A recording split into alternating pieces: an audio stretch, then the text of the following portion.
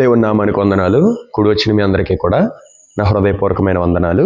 సినిమాలు క్రైస్తవుడు చూడవచ్చా అనేటువంటి ప్రశ్న. ఇది మనకే కాదు కానీ ప్రతి క్రైస్తవుడికి ముఖ్యంగా యవ్వనస్తులకు ఉండేటువంటి ప్రశ్న.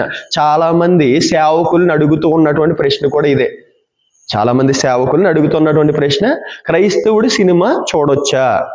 బైబిల్లో ఎక్కడా కూడా, నేను చదివానండి బైబిల్లో ఎక్కడా కూడా సినిమాలు చూడొచ్చని కానీ సినిమాలు చూడొద్దని కానీ ఎక్కడా లేదు అని చెబుతున్నాడు. ఇప్పుడు ఈరోజు మనం ఆ ప్రశ్నకి సమాధానం దేవుడు ఏం చెప్పారు. ఉదాహరణకి ఇప్పుడు పరిస్థితులు బైబిల్ ఏ విధంగా చదవాలో మీకు చెప్పాను. ఏ విధంగా చదవాలి?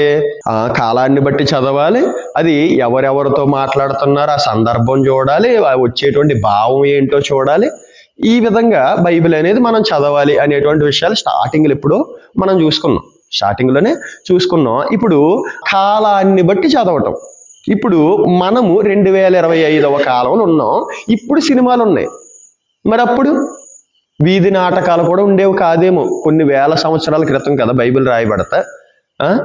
ఈ వేల సంవత్సరాల క్రితం అప్పుడు బైబిల్ అంటే ఏ విధంగానే చర్మపు చెట్టు బెరళ్ళ మీద, తర్వాత జంతువుల యొక్క చర్మం మీద, ఆ తర్వాత ప్రింటింగ్ మిషన్ వచ్చిన తర్వాత అప్పుడు ప్రింట్ మొట్టమొదటిగా ముద్రించినటువంటి గ్రంథం ఏదైనా ఉందంటే అది బైబిలే. ఓకే, అప్పుడు ఆ ముందు వరకు కూడా వాళ్ళు ఎందుకు రాయలేదు అంటే అప్పుడు సినిమాలు అనేవి లేవు. ఉంటే ఒకవేళ చూడొచ్చని చూడొద్దని, ఒకవేళ చూస్తే ఏ విధంగా చూడాలని, చూడకపోతే ఏ విధంగా చూడొద్దని మొత్తం వివరణ అంతా మనకి ఇచ్చేవారు. కానీ ఆనాటి కాలంలో సినిమాలు లేవు కాబట్టి డైరెక్ట్గా సినిమాలు చూడొచ్చని చూడొద్దని లేదు. కానీ ఇండైరెక్ట్గా సినిమాల కోసం దేవుడు చెప్పాడు. ఇండైరెక్ట్గా మనం చూస్తే కొన్ని వచనాలని ఆధారం చేసుకుని చూద్దాం. ముందుగా మొట్టమొదటిగా సినిమా అనేది లోకానుసారమైనదా, లేకపోతే అంటే లోక సంబంధమైనదా, దైవ సంబంధమైనదా? ఇది ప్రశ్న. ఇప్పుడు సినిమా లోక సంబంధమైనదే, అందులో ఏ అనుమానం కూడా లేదు. ఇప్పుడు బైబిల్లో నుండి కొన్ని రిఫరెన్స్లను గనక మనం చూస్తే, బైబిల్లో దేవుడు చెప్పినటువంటి మాటలను గనక చూస్తే, యాకోబు రాసినటువంటి పత్రిక 4వ అధ్యాయము 4వ వచనం. యాకోబు రాసినటువంటి పత్రిక 4వ అధ్యాయము 4వ వచనం చదువు. వ్యభిచారునులారా, ఈ లోక స్నేహము దేవునితో వైరమని మీరెరుగరా? కాబట్టి ఎవడు ఈ లోకముతో స్నేహము చేయునో వాడు దేవునికి శత్రువు. ఇక్కడ ఏం చెబుతున్నాడు ఆయన? వాక్యాన్ని జాగ్రత్తగా చూడాలి. ఇంకొకటి ఇదే యాకోబులో ఒక మాట ఉంటుంది చూడండి. ఒక మాట యాకోబు రాసినటువంటి పత్రిక మొదటి అధ్యాయము 21వ వచనం చూడండి. అందుచేత సమస్త కల్మషమును విర్రవీగుచున్న దుష్టత్వమును మాని లోపల నాటబడి మీ ఆత్మలను రక్షించుటకు శక్తిగల వాక్యమును సాత్వికముతో అంగీకరించుడి. ఎప్పుడు వాక్యం విన్నా సరే మనం ఈ మాటని జ్ఞాపకం పెట్టుకోవాలి. ఒక్కొక్కసారి ఆ మాట మనకు నచ్చకపోవచ్చు, ఒక్కొక్కసారి ఆ మాట మనకి వెగుటుగా అనిపించవచ్చు, ఒక్కొక్కసారి ఆ మాట అది ఆచరించటానికి, ఆ మాట వినటానికి కూడా ఇష్టపడలేకపోవచ్చు. కానీ ఎప్పుడు వాక్యం విన్నా, ఎప్పుడు బైబిల్ చదివినా మనం గుర్తుపెట్టుకోవాల్సినటువంటి విషయం ఏంటంటే ఈ విషయమే. చూడండి, అందుచేత సమస్త కల్మషమును విర్రవీగుచున్న దుష్టత్వమును మాని లోపల నాటబడి మీ ఆత్మలను రక్షించుటకు శక్తిగల వాక్యమును సాత్వికముతో అంగీకరించుడి. మీ లోపల నాటబడాలి. ఏమి నాటబడాలి? చెప్పేటువంటి మాటలు, వాక్యము మీ లోపల నాటబడి, అది లోపల నాటబడి ఎలా నాటబడుతుంది? ఎప్పుడు నాటబడుతుంది వాక్యం?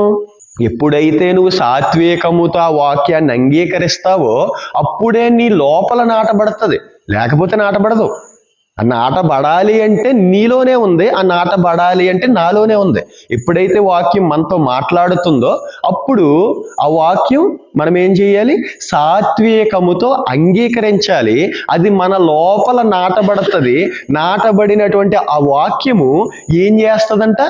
మన ఆత్మలను రక్షించేటువంటి శక్తి దానికి ఉంది. మన ఆత్మను నరకములోనికి కాకుండా పరలోకానికి తీసుకెళ్లేటువంటి శక్తి దేనికైనా ఉందంటే అది ప్రార్థనకి, వాక్యానికి తప్ప ఈ లోకములో ఉన్న దేనికి లేదు.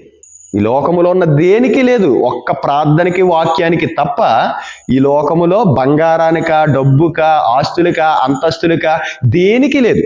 మన ఆత్మని రక్షించి పరలోకము తీసుకువెళ్ళేటువంటి శక్తి ఒకే ఒక్క వాక్యానికే ఉంది. కాబట్టి ఆ వాక్యాన్ని ఎవరైతే సాత్వికముతో స్వీకరిస్తారో అది లోపల నాటబడుతుంది, మొలకగా ఉంటుంది, మొక్కగా అవుతుంది, మహావృక్షంగా అయిపోద్ది. ఆ విధంగా అవ్వాలన్నమాట. ఆ విధంగా నాటుకోవాలి, బలంగా నాటాలి. ఎప్పుడు కూడా నాటినటువంటి మనము దానికి ఏం చేయాలి? నీరు పోయాలి. నీరు పోస్తూ ఉండాలి. నీరు పోయటం అంటే మరలా వాక్యం వినటం, మరలా దేవుని మాటలు వినటం, మరలా వాక్యాన్ని మరలా స్వీకరించడం, మరలా వాక్యాన్ని అంగీకరించటం. అది వృద్ధి అవుతూ ఉంటుంది, లోపల వృద్ధి చేస్తూ ఉంటాడు ఆయన. అదే కదా, నేను నాటి తిని అప్పుల్లో నీళ్లు పోసెను, వృద్ధి కలుగు చేయవాడు దేవుడే. మన హృదయంలో ఉన్నటువంటి ఆ మాటల్ని వృద్ధి చెయ్యాలి అన్నా సరే ఎవరి చేతుల్లో ఉంటుంది? దేవుని చేతుల్లోనే ఉంటుంది. కాబట్టి ఎప్పుడు వాక్యం విన్నా సాత్వికముతో అంగీకరించడానికి చూడండి. సాత్వికముతో అంగీకరించడానికి చూడండి. అన్నిసార్లు మనకు నచ్చిన విషయాలు ఉండవు. అన్నిసార్లు మనం ఆనందపడేటువంటి విషయాలే ఉండవు. కొన్నిసార్లు మనం బాధపడే విషయాలు ఉంటాయి. ఇదిగో ఆ బాధపడేటువంటి విషయంలో ఈ విషయం కూడా ఉండొచ్చు. ఈ సినిమాలు చూడొచ్చా అనేటువంటి విషయం కూడా ఉండొచ్చు. కాబట్టి దీన్ని కూడా మీరేం చేయాలి? సాత్వికముతోనే అంగీకరించాలి. ఓకే, ఇప్పుడు సినిమా ఏంటి? లోక సంబంధమైనది. సినిమా లోక సంబంధమైనది. ఆయన ఏం చెబుతున్నాడు? వ్యభిచారులారా, ఈ లోక స్నేహము దేవునితో వైరమని మీరు ఎరుగరా? ఎవరైతే ఈ లోకముతో స్నేహం చేస్తారో వారు దేవునికి శత్రువు. వ్యభిచారులారా, దేంతో పోలిస్తున్నాడు లోకంతో స్నేహం చేసేవారిని? వ్యభిచారి స్త్రీతోటి, వ్యభిచారి పురుషుడితోటి, వ్యభిచారితోటి పోలిస్తున్నాడు. వ్యభిచారం అంటే ఏంటి? భార్య ఉండగా మరొక స్త్రీతో పాపం చేస్తే అది వ్యభిచారం. భర్త ఉండగా మరో పురుషుడితో వ్యభిచారం చేస్తే, పాపం చేస్తే అది వ్యభిచారం. అంటే అటువంటి ప్లేసు, అంటే నువ్వు రక్షింపబడ్డావు, దేవునిలోనికి వచ్చావు, క్రొత్తగా జన్మించావు. అటువంటి నీవు మరలా అదే పరిస్థితుల్లోకి, అంటే లోకాన్ని విడిచిపెట్టే కదా దేవునిలోనికి వస్తా. లోకాన్ని విడిచిపెట్టి దేవునిలోనికి వచ్చిన నీవు మరలా లోకములోకి వెళ్ళిపోతే ఏంటి? అందుకే ఒక మాట ఉంటుంది, నిజంగా చాలా భయంకరమైనటువంటి మాట. ఏంటంటే చూడండి, 2 పేతురు 2:22 చదువు. కుక్క తన వాంతికి తిరుగునట్లును, కడుగబడిన పంది బురదలో దొర్లునట్లును, దొల్లుటకు మళ్ళినట్లును అను నిజమైన సామెత చొప్పున వీరికి సంభవించెను. అంటే ఏం చెబుతున్నాడు ఆయన? కుక్క ఏం చేస్తుంది? వాంతి చేసేసుకుంటుంది. ఆ వాంతిని మరలా ఆ వాంతికేసి తిరుగుతుంది, అది తింటది కుక్క. అంటే అది మనకి వినటానికి, అది ఒకసారి మీరు ఊహించేసుకున్నారు కదా. నేను చెప్పడంతో మీరు ఊహించుకున్నారు, ఆ కుక్క కక్కడం ఊహించుకున్నారు, ఆ కక్కింది తినటం ఊహించుకున్నారు, అది ఎంత చిరాగ్గా ఉంటుందో కూడా ఊహించేసుకున్నారు కదా. ఇప్పుడు అదే అంటున్నాడు ఆయన, ఒకసారి విడిచిపెట్టేసావు లోకాన్ని, మరలా అదే లోకంలోకి వెళ్తూ కుక్క తన వాంతికి తిరిగినట్టు, కక్కినది తింటున్నట్టు, కక్కేసాం మరలా అదే తింటున్నట్టు లెక్క అని ఇక్కడ చెబుతున్నాడు. లోక స్నేహము దేవునితో వైరము అని చెబుతున్నాడు. శత్రువులం అయిపోతామంట ఆయనకి. ఇప్పుడు ఉదాహరణకి నాకు ఒక స్నేహితుడు, ఏదైనా చదువుకున్నటువంటి వ్యక్తులే అనుకోండి, లేకపోతే మనం కొంచెం డబ్బులు అవసరం పడ్డదా మనకి, ఒక స్నేహితుడు ఉన్నాడు, డబ్బులు ఇస్తానరా అన్నాడు, నాకే ఇస్తానన్నాడు డబ్బులు. ఇప్పుడు వాడితోటే నేను వైరం పెట్టేసుకున్నాను అనుకో, వాడు ఇస్తాడా డబ్బులు? ఇవ్వడు. ఇప్పుడు మనకి ఒక జాబే కావాలి, ఎమ్మెల్యే రికమెండేషన్ ఉంటే జాబ్ వచ్చేస్తుంది. ఎమ్మెల్యే దగ్గరికి మనం వెళ్తే ఆయన రికమెండేషన్ ఇస్తే జాబ్ వచ్చేస్తుంది. ఇప్పుడు నాకే అనుకోండి, నాకే ఒక జాబ్ కావాలి, ఎమ్మెల్యే గారి దగ్గరికి వెళ్ళాలి, రికమెండేషన్ ఆయన ఇస్తాడు, ఇవ్వడానికి సిద్ధంగా ఉన్నాడు, ఆయన ఇస్తే జాబ్ వచ్చేస్తుంది. ఇప్పుడు నేను వెళ్ళి ఎమ్మెల్యే గారితో వైరం పెట్టేసుకున్నాను అనుకో, ఆ జాబ్ నాకు వస్తుందా? రాదు కదా. ఇప్పుడు మనందరి యొక్క గోల్ ఏంటి? ఒక క్రైస్తవుడికి ఉండవలసినటువంటి గోల్ ఏంటి? పరలోకం కావాలి. అందుకే కదా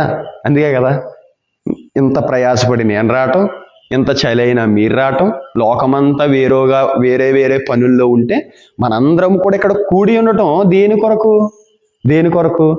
ఆయన్ని మనం నమ్మాము, ఆయన మార్గంలో నేను నడవాలి, ఆయనలాగా నేను బ్రతకాలి, ఆయన ఉండేటువంటి స్థలానికి నేను వెళ్ళాలి, ఆయనతో పాటు నిత్యం సంతోషంగా ఉండాలి. ఇదేనా మీ గోల్? నా గోల్ అయితే ఇదే. ఇప్పుడు నాకు పరలోకం కావాలి అనేది నా గోల్. అది ఇచ్చేటువంటి వ్యక్తి ఎవరు? దేవుడే కదా. ఈ లోకంలో ఏ అధికారి, ఒక సీఎం కావచ్చు, పిఎం కావచ్చు, ఎవరైనా సరే, ఒక కలెక్టర్ కావచ్చు, పెద్ద పెద్ద పోస్టులు ఎన్నైనా పెట్టుకోండి మీరు, ఎవ్వరూ కూడా ఆ పరలోకాన్ని ఇవ్వలేరు. ఇచ్చేటువంటి ఒకే ఒక వ్యక్తి ఎవరు? దేవుడు. ఇప్పుడు ఇచ్చేటువంటి వ్యక్తితోటే వైరం పెట్టేసుకుంటే, ఇచ్చేటువంటి వ్యక్తితోటే శత్రువులుగా మనం అయిపోతే ఆ వ్యక్తి ఎలా ఇస్తాడు? ఇవ్వడు కదా. ఇవ్వడా? ఇవ్వడు. అదే చెబుతున్నాడు. ఈ లోకపు స్నేహము దేవునితో వైరము. ఈ లోకముతో ఎవరైతే స్నేహం చేస్తారో వారు దేవునికి శత్రువులం అయిపోతారంట. ఇప్పుడు చెప్పండి, సినిమా ఏంటది? లోకానుసారమైనటువంటి సినిమా. మరి ఇప్పుడు చూడొచ్చా చూడకూడదా? ఒకే విషయంలో చెప్పొద్దులే, ఎండింగ్కి వచ్చేటప్పటికి ఇంకా చాలా విషయాలు ఉన్నాయి, అప్పుడు మనం చెప్పుకుందాం. ఆ తర్వాత ఇంకొక మాటని కనుక మనం చూస్తే, అసలు సినిమాకి ఎందుకు వెళ్తారు? Time pass. సినిమా ఎందుకు చూస్తారు? టైం పాస్, మొదటి పాయింట్. రెండవది ఆనందం. అక్కడ వాడేసే కుళ్ళు జోకులు కావచ్చు, వాడేసే మంచి జోకులు కావచ్చు, అది చూసి ఒకటి టైం పాస్కి, రెండవది ఏంటి? ఆనందం కోసం. ఇప్పుడు దేవుని యొక్క వాక్యం ఏం చెబుతుంది? టైం పాస్ కోసం మనం చూస్తే దేవుని వాక్యం ఏం చెబుతుందో చూడండి ఒకసారి. దేవుని వాక్యం ఎఫెసీయులకు రాసినటువంటి పత్రిక 5వ అధ్యాయము 15వ వచనం చూడండి. ఎఫెసీయులకు రాసినటువంటి పత్రిక 5వ అధ్యాయము 15వ వచనం చదువమ్మ. దినములు చెడ్డవి గనుక మీరు సమయమును పోనీయక సద్వినియోగము చేసుకొనుచు అజ్ఞానుల వలె కాక జ్ఞానుల వలె నడుచుకొనున్నట్లు జాగ్రత్తగా చూచుకొనిడి. ఎవరైతే టైం పాస్ అని సినిమా అంటున్నారో వారికి దేవుడు చెబుతున్నటువంటి సమాధానం ఏంటంటే, దినములు చెడ్డవి గనుక సమయాన్ని పోనివ్వక సద్వినియోగం చేసుకోండి. దినములు చెడ్డవంటే, ఇదిగో బైబిల్లో కూడా మంచి రోజు చెడ్డ రోజు ఉంది అంటారా? ఆయన ఆదికాండంలో సృష్టి 6 రోజుల్లో చేసి 6 రోజులు కూడా ఏమన్నాడు? ఆయన మంచిది అన్నాడు. ఇప్పుడు ఉదాహరణకి సోమవారం సూర్యుడిని చేశాడు, మంచిది అన్నాడు. మంగళవారం చంద్రుడిని చేశాడు అనుకోండి, మంచిది అన్నాడు. బుధవారం భూమిని చేశాడు అనుకోండి, మంచిది అన్నాడు. గురువారం చెట్లని పుట్లని వీటన్నిటిని చేశాడు అనుకోండి, మంచిది అన్నాడు. ఆ తర్వాత శుక్రవారం పక్షులను చేస్తే అది మంచిది అన్నాడు. శనివారం జలాలు ఇవన్నీ కూడా ఆరిన నేల కనపడును గాక అన్నాడు, అది కూడా మంచిది అన్నాడు. అంటే వారములో ప్రతిరోజు కొన్ని ప్రకృతిని చేసి ప్రతిరోజు మంచిది అన్నాడు ఆయన. ఇంకా మళ్ళీ చెడ్డ రోజు మంచి రోజు బైబిల్ ఈ లోకపు మర్యాదను అనుసరించొద్దు అని చెప్పింది. ఈ లోకపు మర్యాదను అనుసరించొద్దు. రోమియోలకు రాసినటువంటి పత్రిక 12వ అధ్యాయంలో ఆ యొక్క మాటలు ఉంటాయి. ఇప్పుడు దినములు చెడ్డవి అంటే దాని యొక్క అర్థం ఏంటంటే, నాకంటే చిన్నోళ్ళు ఉన్నారు చనిపోతున్నారు, నాకంటే పెద్దోళ్ళు ఉన్నారు చనిపోతున్నారు. కొంతమంది అంటూ ఉంటారు, ఉరి బాబాడు అప్పుడే చచ్చిపోయాడా? అయ్యి బాబు రోజులు అసలు బాగాలేదురా బాబా ఈ రోజులు మా రోజుల్లో ఎప్పుడో ఎవరో హెల్త్ బాగోకపోతే లేకపోతే ముసలి వయసు వస్తేనే చనిపోయేవారు. ఇప్పుడేంట్రా బాబా, మా విలేజే గనక చూస్తే, గోడితిప్పలోనే గనక చూస్తే ఈ సంవత్సరంలో ఎంతమంది యవనస్తులు చనిపోరు తెలుసా? యాక్సిడెంట్లో 2 యవనస్తులు చనిపోరు. అంటే ఇంకా 2 యవనస్తులు అంటే మ్యారేజ్ అయ్యి ఏజ్ కూడా పెద్ద ఏజ్ కాదు, 2 ఉరి పెట్టేసుకుని చనిపోయారు. ఉరి పెట్టుకుని చనిపోయారు, యాక్సిడెంట్లో చనిపోయారు, గోదావరిలో దూకి చనిపోవటం. ఈ సంవత్సరం ఒక సంవత్సరంన్నర లోపు ఇంతమంది అందరూ కూడా యవనస్తులే. అందులో నాకంటే చిన్నోళ్ళు ఉన్నారు, నాకంటే పెద్దోళ్ళు ఉన్నారు. అంటే దినములు చెడ్డవి అంటే రోజులు అస్సలు బాగాలేదు. ఏ విధంగా ఉన్నాయంటే చాలా దారుణంగా ఉన్నాయి. నడుస్తూ వెళ్తున్నాడు, కుప్పకూలిపోతున్నాడు, నిద్రపోతున్నాడు, మార్నింగ్కి లేవట్లేదు. అటువంటి పరిస్థితులు ఉన్నాయి. ఎన్నో ఫ్లెక్స్లు చూసేస్తున్నాం మనం, ఎన్నో ఫ్లెక్స్లు. నాతోటే ఉంటూ వాలీబాల్ ఆడుతూ ఉండేటువంటి సతీష్, మ్యాచ్ ఉంది ఈరోజు, మ్యాచ్ మీరు 4 మేము 6 ఆడతావా అనేవాడు కుర్రోడు. మొన్నే ఫ్లెక్స్ శ్రద్ధాంజలి పెట్టేశారు. నాకు అదే గుర్తొస్తూ ఉంటుంది. అంటే నాతో మాట్లాడుతూ ఉన్నాడు, సడన్గా లేడు. అర్థమవుతుందా మీకు? యవనస్తులుగా ఉన్న పెద్దవాళ్ళు ఇది అర్థం చేసుకోలేకపోవచ్చు. యవనస్తులుగా ఉన్నటువంటి మనం అర్థం చేసుకోవాలి. ఏదో రోజు అదే చెబుతున్నాడు ఆయన, ఇది యాత్రా జీవితం, ఏదో రోజు ముగించాలి. ఇది నటనా జీవితం, ఈ నటన గతించిపోతుంది. ఇదే చెబుతున్నాడు. కాబట్టి దినములు ఏ విధంగా ఉన్నాయంట? చెడ్డవిగా ఉన్నాయి. మీ జీవం ఏ పాటిది? ఇదే యాకోబులో ఉంటుంది. కొంతసేపు కనపడి అంతలోనే మాయమయ్యే ఆవిరి వంటి వారే కదా. ఇంటి దగ్గర వంట వండుతారు, పైన మూత పెడతారు, ఆవిరి పైకి లెగిస్తూ ఉంటుంది. అన్నం వండితే ఆ ఆవిరిని చూస్తూ ఉంటాం మనం, అంతే. కడకి ఏమవుతుంది? మాయమైపోతుంది. ఇదేంటి చూస్తా ఉన్న వెంటనే మాయమైపోయిందంటే, ఇప్పుడు ఆ కుర్రోడి పరిస్థితి అదే అయిపోయింది. చూస్తూ ఉన్నాను మ్యాచ్లో ఆడదామా అంటూ ఉన్నవాడే మాయమైపోయాడు. ఇప్పుడు లేడు. అదే చెబుతుంది వాక్యం. దినములు చెడ్డవి గనుక సమయాన్ని పోనివ్వక సద్వినియోగం మీరు చేసుకోండి. దినమును సద్వినియోగం చేసుకోండి. అంటే సమయాన్ని పోనివ్వద్దు. టైం పాస్ చెయ్యొద్దు అని వాక్యం ఏం చెబుతుంది? అజ్ఞానుల వలె కాక జ్ఞానము కలిగి నడుచుకోమంటుంది. దేవుడు ఏం చెప్పాడంటే, హోషేయ గ్రంథం తీయండి ఒకసారి. హోషేయ గ్రంథంలో జ్ఞానవంతులుగా ఎందుకు ఉండమన్నాడు? హోషేయ గ్రంథం 4వ అధ్యాయము 6వ వచనం చూడండి. హోషేయ గ్రంథం 4వ అధ్యాయము 6వ వచనం. నా జనులు జ్ఞానము లేని వారై నశించుచున్నారు. చాలమ్మా. నా జనులు, మనమందరం కూడా ఎవరి జనులు? ఈ భూమి మీద ఉన్నటువంటి 800 కోట్ల మంది కూడా ఎవరి జనులు?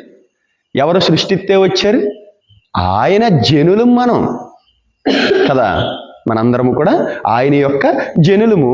నా జనులంట జ్ఞానము లేక నశించిపోతున్నారంటే, ఎంతమంది నశించిపోతున్నారంటే ఈ రోజుల్లో దేవుణ్ణి నమ్మకుండా నశించిపోయేవారు ఒక వంతు అయితే, దేవుణ్ణి నమ్మి కూడా నశించిపోయేవారు 2వ వంతు. అంటే దేవుణ్ణి నమ్మి నా కూడా ఏమైపోతున్నారు? నశించిపోతున్నారు. ఎందుకు నశించిపోతున్నారు? జ్ఞానం ఉండట్లేదు. జ్ఞానం లేక బ్రతుకుతున్నారు కాబట్టి వీరు కూడా ఏమైపోతున్నారు? నశించిపోతున్నారు. మనము నశించిపోయే గుంపులో ఉండకూడదు. మనము నశించిపోయే గుంపులోనే కనుక ఉంటే ఇంత జీవించినటువంటి జీవితం అంతా బూడిదలో పోసినటువంటి పన్నీరే కదా. అర్థమవుతుందా? జ్ఞానము లేక నశించిపోతున్నారు. ఆయన కోరుకుంటున్నాడు. ఏం కోరుకుంటున్నాడు? సామెతల గ్రంథంలో అంటున్నాడు, నా కుమారుడా జ్ఞానము సంపాదించి నన్ను సంతోషపెట్టుము అంటున్నాడు. ఇంకొక వాక్యం మనకు తెలిసిన వాక్యం, 1 తిమోతికి రాసినటువంటి పత్రిక చూడండి. 1 తిమోతి 2వ అధ్యాయము 4వ వచనం. ఆయన మనుష్యులందరూ రక్షణ పొంది సత్యమును గూర్చిన అనుభవ జ్ఞానము గలవారై ఉండవలెనని నిశ్చయించుచున్నాడు. ఏం చెబుతున్నాడంట? 2 విషయాలు చెబుతున్నాడు ఆయన. అక్కడ మనం చూస్తే 2 విషయాలు చెబుతున్నాడు. మొదటి విషయం ఏంటి? అందరూ కూడా రక్షణ పొందాలంట. అంటే అందరూ కూడా ఆయన అంగీకరించాలి, అందరూ కూడా ఆయనే నిజమైన దేవుడిగా తెలుసుకోవాలి, మొదటిది. రెండవది ఏంటి? మనుష్యులందరూ సత్యమును గూర్చినటువంటి అనుభవ జ్ఞానం కలిగి ఉండాలి. సత్యమును గూర్చినటువంటి అనుభవ జ్ఞానం కలిగి ఉండాలి. ఇంతగా సత్యం అంటే ఏంటి? యోహాను సువార్త 17వ అధ్యాయము 17వ వచనం, నీ వాక్యమే సత్యం. ఇప్పుడు సత్యము ప్లేస్లో వాక్యాన్ని పెట్టండి. మనుష్యులందరూ వాక్యమును గూర్చినటువంటి అనుభవ జ్ఞానం కలిగి ఉండాలి. మనుషులందరూ దేని గూర్చిన అనుభవ జ్ఞానం? వాక్యమును గూర్చినటువంటి అనుభవ జ్ఞానం. మరి అనుభవ జ్ఞానం అనేది జ్ఞానం రావటానికే కష్టం, మరి అనుభవ జ్ఞానం వచ్చేస్తుందా? జ్ఞానం వస్తుంది ఎప్పుడో తెలుసా? దేవునిలోనికి, లోకాన్ని విడిచిపెట్టి నువ్వు దేవునిలోనికి వచ్చావు అంటే నువ్వు జ్ఞానవంతుడివే, నువ్వు జ్ఞానవంతురాలివే. కానీ ఇక్కడ జ్ఞానం సరిపోదు, అనుభవ జ్ఞానం కావాలంటున్నాడు. ఇప్పుడు అనుభవ జ్ఞానం ఏ విషయం పట్లయితే మనకి అనుభవ జ్ఞానం అంటూ వెంటనే వచ్చేస్తుంది, అది వెంటనే వచ్చేస్తుందా? కొన్ని శాస్త్రీయ పద్ధతులు, అంటే కొంతమంది శాస్త్రవేత్తలు చెప్పింది ఏంటంటే, ఏ మనిషి అయినా ఒక విషయంలో ఎక్స్పెక్ట్ అవ్వాలంటే, అంటే అందులో ప్రావీణ్యత సంపాదించాలి అంటే, అందులో అనుభవ జ్ఞానం సంపాదించాలి అంటే, ఏ విషయమైనా సరే, నువ్వు కారు మెకానిక్కా, బైక్ మెకానిక్కా, ఏ మెకానిక్ అయినా, లేకపోతే కంప్యూటర్ ఆపరేటర్ చేసే వ్యక్తివా, ఎడిటింగ్ చేసేటువంటి వ్యక్తివా, లేకపోతే వేరే ఏదైనా ఒక వృత్తి, ఎందులోనైనా ఒక ఎక్స్పెక్ట్ కావాలి అంటే సుమారు 10,000 గంటలు దానికి సమయాన్ని పెట్టాలంట. 10,000 గంటలు నువ్వు దేనికైతే సమయాన్ని పెడతావో అందులో నువ్వు ఎక్స్పెక్ట్ అవుతావంట. అంటే ఇప్పుడు అనుభవ జ్ఞానము దేంట్లో కావాలంటున్నాడు ఆయన? సత్యమును గూర్చినటువంటి అనుభవ జ్ఞానం కలిగి ఉండాలి. అంటే నువ్వు ఏం చేయాలి? సుమారు కొంచెం అటు ఇటుగా, అంటే మనుషులను బట్టి ఉంటుందంట. అది కొంచెం తెలివైనోడైతే 10,000 గంటల్లో 9,000 గంటలు వస్తాయి. కొంచెం తెలుగుతో కూడా నాలంటోడంటే 15,000 గంటలో 20,000 గంటలు వస్తాయి. అంటే ఆయన ఏం చెప్పి 10,000 గంటలు నువ్వు దేనికైతే పెడతావో అప్పుడు నీకు అనుభవ జ్ఞానం వస్తుంది. మరి ఎన్ని గంటలు పెడుతున్నావు బైబిల్కి? ఎన్ని గంటలు బైబిల్ చదవటానికి నువ్వు సమయం పెడుతున్నావు? ఎన్ని గంటలు వాక్యం వినటానికి సమయం పెడుతున్నావు? నీ జీవిత కాలంలో పోనీ ఎన్ని గంటలు పెట్టుంటావు? ఎన్ని గంటలు పెట్టుంటావు? ఈ బైబిల్ స్టడీ పుణ్యమా అంటూ ఏం చేస్తున్నాం మనం? ఒక్కో గంట ఈ విధంగా సమయం పెడుతున్నాం. ఈ గంటలో ఎన్ని విషయాలు నువ్వు నేర్చుకుంటున్నావు?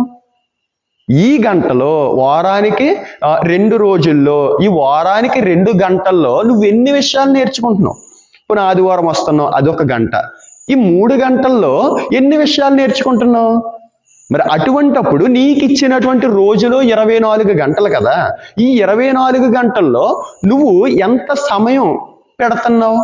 ఒకవేళ ఈ 3 గంటల్లోనే వారానికి ఇన్ని విషయాలు నువ్వు నేర్చుకుంటే, నీ రోజంతటి సమయంలో నువ్వు ఖాళీగా ఉన్న సమయాన్నే గనక దేవునికి పెడితే, అవి గంటలు 10,000 గంటలు ఎప్పుడో అయిపోను. ఎప్పుడో అనుభవ జ్ఞానం మనందరికి వచ్చేసినాయి. ఈ అనుభవ జ్ఞానం లేక నా జనులు జ్ఞానము లేక నశించిపోతున్నారు. సమయాన్ని సద్వినియోగం చేసుకోవట్లేదు, సమయాన్ని దుర్వినియోగం చేసేసుకుంటున్నారు. సమయాన్ని పాస్ చేయడానికి చూస్తున్నారు. ఏ విధంగా పాస్ చేస్తున్నారు? సినిమా. 3 గంటల సమయంలో ఈ వారములోనే 3 గంటల సమయంలో ఇన్ని విషయాలు నువ్వు నేర్చుకుంటే, ఒక సినిమాకి 3 గంటల సమయం పెడతాను. ఆ 3 గంటలు దీనికి పెడితే ఇంకెన్ని విషయాలు నేర్చుకుంటావు? ఇంకోటి ఏంటి? ఆనందం కొరకు అక్కడ వేసేటువంటి కుళ్ళు జోకులు, అక్కడ వేసేటువంటి ఏంటి ఆ యొక్క చేసేటువంటి యాక్టింగు, ఆ యొక్క కామెడీ, ఇది అనుకుంటాం మనం. ఇప్పుడు ఆయన అసలు ఆనందించవలసింది దేంట్లోనే చెబుతున్నాడు చూడండి. ఫిలిప్పీలకు రాసినటువంటి పత్రిక, ఫిలిప్పీలకు రాసినటువంటి పత్రిక 4వ అధ్యాయము 4వ వచనం, ఎల్లప్పుడూ ప్రభువునందు ఆనందించుడి, మరలా చెప్పుదును ఆనందించుడి. చాలమ్మ. అంటే ఆనందమని సినిమాలో ఆనందాన్ని వెతుక్కుంటున్నాం కదా. మనం కాదు, ఎవరు క్రైస్తవుడిగా పిలువబడుతున్నాడు వాడు అనేక మంది ఉన్నారు. సినిమానే కాదు, సీరియల్ అయినా, సినిమా అయినా, జబర్దస్త్ షోలైనా, బిగ్ బాస్ అయినా ఏం చేస్తున్నారు? ఇవన్నీ చూసి సమయాన్ని దుర్వినియోగం చేసుకుంటున్నారు. ఆయన ఏమంటున్నాడు? దినములు చెడ్డవి, నువ్వు సమయాన్ని సద్వినియోగం చేసుకో. వాక్యమును గురించినటువంటి అనుభవ జ్ఞానం కలిగి ఉండి ఒక జ్ఞానిగా ఉండు. నా జనులు ఏమైపోతున్నాడు? జ్ఞానం లేకుండానే నశించిపోతున్నాడు. కాబట్టి నువ్వు జ్ఞానాన్ని తెచ్చుకో, అజ్ఞానిగా ఉండొద్దు. ఏ తండ్రి అయినా సరే తన కొడుకు అజ్ఞానిగా ఉంటే ఇష్టమా, జ్ఞానం కలిగి ఉంటే ఇష్టమా? మందబుద్ధి కలిగి ఉంటే ఇష్టమా, మంచి వ్యక్తిగా ఇంకా హుషారుగా ఉండి ఏది చెప్తే అది చేసేసి చాలా తెలివైనోడిగా ఉంటే ఇష్టమా? ఈ లోకపు తండ్రులు, వాడు తాగుబోతాడైనా సరే నా కొడుకు మంచిగా ఉండాలి, జ్ఞానం కలిగి ఉండాలి, ఉన్నత స్థాయిలో ఉండాలి, ఈ రకంగానే కదా కోరుకునేది. మరి ఆయన పరలోకపు తండ్రి కదా, మన తండ్రి, మన ఆత్మలందరికీ అన్నిటికీ కూడా తండ్రి ఆయనే కదా. ఆయన నుండే మనం వచ్చాం కదా. ఏ విధంగా వచ్చామో కూడా మనం చూసుకున్నాం. ఏ విధంగా ఆయన దగ్గర నుండి, ఏ విధంగా ఆదాము వచ్చాడు, ఆదాము దగ్గర నుండి మనం ఏ విధంగా వచ్చాం, అవన్నీ కూడా మనం స్టార్టింగ్ నుంచి చూసుకుంటూ వచ్చాం. మరి ఇంత ఈ విధంగా ఉన్నటువంటి మనము అజ్ఞానుల వలె ఉంటే దేవునికి ఇష్టమా? జ్ఞానం కలిగి ఉంటే ఇష్టమా? జ్ఞానం కలిగి ఉంటేనే ఇష్టం. సమయాన్ని సద్వినియోగం చేసేసుకోవాలి. సమయాన్ని చెబుతున్నాను కదా, నేను వాక్యం నేర్చుకునేటువంటి టైంలో 24 గంటలు సరిపోయేది కాదు. 24 గంటలు సరిపోయేది కాదు. చెరువు దగ్గర ఉండేవాడిని, మేత కొట్టుకోవడం, వాక్యం చదవటం, మేత కొట్టుకోవడం, వాక్యం చదవటం, ఇదే పని. 24 గంటలు. నైట్ ఎప్పుడైపోయేదో తెలిసేది కాదు. ఇంకో 24 గంటలు ఉంటే బాగుండు అనిపించేది. ఇప్పటికీ వాక్యం చదువుకోవడానికి సమయం సరిపోవట్లే. ఇప్పటికి కూడా నాకు వాక్యం చదువుకోవడానికి సమయం సరిపోవట్లేదు. అలాగని చదువుకోకుండా లేను. మీకు వాక్యం చెప్పాలంటే 3 గంటలు బైబిల్ మీద ఉంటే తప్ప వాక్యం చెప్పలేను నేను. ఎవరైనా 1 గంట ఉంటే వచ్చేస్తుందేమో కొంచెం జ్ఞానం ఉన్న వాళ్ళకి. నాకు 3 గంటలు పెట్టాలి, లేదా 4 గంటలు పెట్టాలి ఒక్క వాక్యం మీకు చెప్పడానికి. అర్థమవుతుందా? మీకు చెప్పేటువంటి ఆ 3 గంటల్లో నేను అనేక విషయాలు నేర్చుకుని ఇంకొంచెం అనుభవ జ్ఞానం సంపాదించుకుంటాను. అర్థమవుతుందా? ఇక్కడ ఆయన ఏం చెబుతున్నాడు? ఎల్లప్పుడూ ఎవరి యందు సంతోషం కలిగి ఉండాలి? పౌలు గారు చెబుతున్నాడు, ఎల్లప్పుడూ ప్రభువునందు సంతోషం కలిగి ఉండు. మర్చిపోతారు మీరు, మరలా చెబుతున్నాను అని చెబుతూ సంతోషం ప్రభువు యందే మీరు కలిగి ఉండండి అని చెబుతున్నాడు. ఆనందం అనేది వెతుక్కోవాల్సింది లోకంలో కాదు, ప్రభువులో. మన కొరకు ప్రాణం పెట్టినటువంటి ప్రభువులో మన ఆనందం వెతుక్కోవాలి. పాపం వైపు లాక్కెళ్ళిపోయేటువంటి కార్యక్రమాల్లో కాదు. సినిమా పాపం వైపు లాక్కెళ్ళిపోతుందా? ఖచ్చితంగా లాక్కెళ్ళిపోతుంది. ఖచ్చితంగా లాక్కెళ్ళిపోతుంది. ఈ మధ్యనే జరిగినటువంటి ఇన్సిడెంట్స్ మొన్న చెప్పాను కదా, ఒకరి కోసం చెప్పాను. ఎవరాల్లో? సంగారెడ్డిలో జరిగింది. సంగారెడ్డి కాదు, హైదరాబాద్ ఎక్కడో జరిగింది. 9వ తరగతి చదివే పాప, 8వ తరగతి చదివే బాబు ఎక్కడికి వెళ్ళిపోయారు? ఇద్దరు కూడా లేచిపోయారు. అటో 10 ఏళ్ళు ఇటో 10 ఏళ్ళు పట్టుకుని లాడ్జికి వెళ్తూ దొరికేశారు. అంటే దీని వెనకాల దాని ప్రభావం ఏమై ఉంటుంది? ఈ సెల్ ఫోన్. సాతాను కూడా ఎంత తెలివైందంటే, అందరూ సినిమా హాల్కి వెళ్ళలేకపోతున్నారని చెప్పేసి టీవీని తీసుకుని వచ్చింది. ఇంట్లో కూర్చునే చూసేది. అయ్యి బాబా, అందరూ కూడా ఇంట్లో కూర్చుని అయినా సరే వాళ్ళ పనులు చేసేసుకుంటూ ఈ టీవీని ఎక్కడికి పట్టుకెళ్ళలేకపోతున్నారో, కొంచెం బరువుగా ఉంటుందని చెప్పేసి జోబిలో పెట్టుకుని వెళ్ళిపోయేటువంటి సెల్ ఫోన్ పెట్టింది. టెక్నాలజీ పేరుతోటి మనిషి ఏమైపోతున్నాడు? టెక్నాలజీ లేని కాలంలో పాపానికి దూరంగా ఉన్నాడు మనిషి. టెక్నాలజీ పెరుగుతున్న కాలంలో పాపానికి దగ్గరైపోయాడు. ఇంకొకటి, ఆ పాపం చెయ్యాలి అన్నా, సమయాన్ని దుర్వినియోగం చేసుకోవాలన్నా, సద్వినియోగం చేసుకోవాలన్నా మన చేతిలోనే ఉంటుంది. ఈ సెల్ ఫోన్ని మంచికి వాడాలన్నా, చెడుకు వాడాలన్నా కూడా మన చేతిలోనే ఉంటుంది. అర్థమవుతుందా? ఎల్లప్పుడూ ప్రభువునందు, మన కొరకు ప్రాణం పెట్టినటువంటి ప్రభువునందు ఆనందించాలి. పాపం వైపు లాక్కెళ్ళిపోయేటువంటి విషయాల పట్ల కాదు. సినిమా ఏం చేస్తుంది? వాళ్ళకి చిన్ననాటి నుండే వాళ్ళు సినిమాలు చూస్తూ ఈ సినిమాల్లో కూడా ఏ విధంగా చూపిస్తున్నారు? ఒక 25 సంవత్సరాలు 30 సంవత్సరాలు ఉండేటువంటి వారినే ప్రేమ జంట కింద చూపిస్తున్నారా? కాదు. కొన్ని సినిమాలు ఏ విధంగా ఉంటున్నాయి? వారి చిన్నప్పటి నుండే ప్రేమించుకుంటారు, ఆ తర్వాత మధ్యలో విడిపోతారు, ఆ తర్వాత కలుసుకుంటారు, శుభం కొట్టు పడుతుంది. అంటే చిన్ననాటి నుండే చిన్నపిల్లని ఒక పిల్లని పెడతారు, చిన్న బాబుని ఒక బాబుని పెడతారు, వీళ్ళిద్దరూ లవ్ చేసుకుంటారు ముందు చిన్నప్పటి నుండే. అది ఎలా ఉంటుందంటే, ఆ లవ్ ఏ విధంగా ఉంటుందంటే, ఆ పాప అప్పుడే పుడుతుంది, ఈడేమో అప్పుడప్పుడు బుడిబుడి నడకలు నడుస్తాడు, ఆ పాప సడన్ గా ఈడి చేతిలో చెయ్యేస్తుంది. అంతే, అక్కడ స్టార్ట్ అవుతుంది లవ్. అక్కడ నుండి ఇప్పుడు ఈ చిన్న చిన్న పిల్లలకు కూడా ఏంటంటే, ఆ విధంగా అటువంటి పరిస్థితులు చూసి నేను ఈ విధంగా ఉండాలి, వాళ్ళు ఏ విధంగా అయితే కలిసి ఉన్నారో, వాళ్ళు ఏ విధంగా అయితే తిరుగుతున్నారో, యవనస్తులు కూడా చూడండి, వాళ్ళు ఏ విధంగా అయితే తిరుగుతున్నారో, వాళ్ళకి ఏ విధంగా అయితే లవర్ ఉందో, వాళ్ళు ఏ విధంగా మాట్లాడుకుంటున్నారు, వాళ్ళు ఏ విధంగా సినిమాలకు వెళ్తున్నారు, ఏ విధంగా ఎంజాయ్ చేస్తున్నారు, ఏ విధంగా కలిసి ఉంటున్నారు, ఈ రకంగా నేను ఉండాలి అనేటువంటి ఒక ఆలోచన వచ్చేస్తుంది. ఆ ఆలోచనను బట్టి ఏమైపోతుంది, ఇదిగో 16 సంవత్సరాల పాప సంగారెడ్డిలో ఏం చేసింది, అమ్మాయి తన తల్లిని చంపించేసింది. బాయ్ ఫ్రెండ్ అని పిలిపించి తల్లిని చంపించేసింది. ఎందుకు చంపించావమ్మా? ఎందుకు చంపించింది? తల్లి వద్దు అంటుంది, వాడితో మాట్లాడొద్దు అంటుంది, తెలిసిపోయింది. వాడి ఫ్రెండో ఇద్దరో వచ్చేసి ఈమెను కొట్టి చచ్చిపోయింది అని చెప్పేసి వెళ్ళిపోయారు. కాళ్ళు చేతులు కొట్టుకుంటాను చిన్నగా. మరలా ఫ్రెండ్ని, అదే ఆ లవర్ని పిలిచి ఫోన్ చేసి, మా అమ్మ ఇంకా బ్రతికే ఉంది కాబట్టి మీరు ఏం చేయండి, వచ్చి పూర్తిగా చంపేయండి. అక్కడికి వచ్చారు. వచ్చిన తర్వాత అక్కడ పక్కన సుత్తుంది, సుత్తించుకుని ఎత్తి మీద అదే కొట్టారు, చచ్చిపోయింది. ఇదంతా ఏ విధంగా ఉంది పరిస్థితి? ఈరోజు ఒక న్యూస్ ఏంటి, ఈరోజు న్యూస్లో ఏంటంటే 20 సంవత్సరాల అమ్మాయి, వాళ్ళు ఎక్కడో ఫ్లాట్ ఏదో కొన్నారంట సంథింగ్. ఆ ఫ్లాట్లోకి ఇంకా వెళ్ళలేదు అనుకుంటా. ఆ ఫ్లాట్ ఖాళీగా ఉండటంతో ఈ అమ్మాయి వెళ్ళిపోయి వాళ్ళ బాయ్ ఫ్రెండ్కి ఫోన్ చేసింది, వాడు వచ్చేసాడు. ఈ లోపల ఆ ఫ్లాట్ చూడటానికి వీళ్ళ నాన్న కూడా వచ్చాడు, అమ్మాయి వాళ్ళ నాన్న. చూడటానికి వచ్చేటప్పటికి వీళ్ళు ఇంకా ఇబ్బంది పడిపోయి, కంగారు పడిపోయి పక్క ఫ్లాట్లోకి దూకేద్దామని చెప్పేసి బాల్కనీలోంచి ఫ్లాట్కి దూకుదామని చూస్తున్నారు. చూస్తుంటే ఈ లోపల అమ్మాయి కాలు జారిపోయి 8వ అంతస్తు నుండి కింద పడిపోయి చచ్చిపోయింది. ఏంటిది అసలు? 20వ సంవత్సరంలో పెళ్లి చేస్తారు కదా, పెళ్లి చెయ్యరా తల్లిదండ్రులు? చేస్తారు. భార్య రాదా? వస్తుంది. అవసరమైతే పెళ్లి చేసుకున్న తర్వాత తిరుగు, నువ్వు ఎలా తిరగాలనుకుంటావు తిరుగు.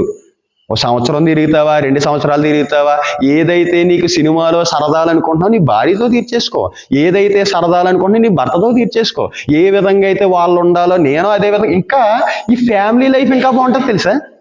ఈ విధంగా అవన్నీ పెట్టుకుని అలాగా సరదాగా తిరగటాలు ఇవన్నీ కూడా పెట్టుకుని ఆ విధంగా నా భార్యతోటి నేను చేసుకోవాలి, అలాగా నా భర్తతోటి నేను చేసుకోవాలంటే వీళ్ళిద్దరు బాండింగ్ ఏ విధంగా పెరిగిపోతుందో తెలుసా? చాలా బాగా పెరిగిపోతుంది. దీనివల్ల అనర్థాలు తప్ప ఏముంది? ఇవన్నీ కూడా ఎందుకు?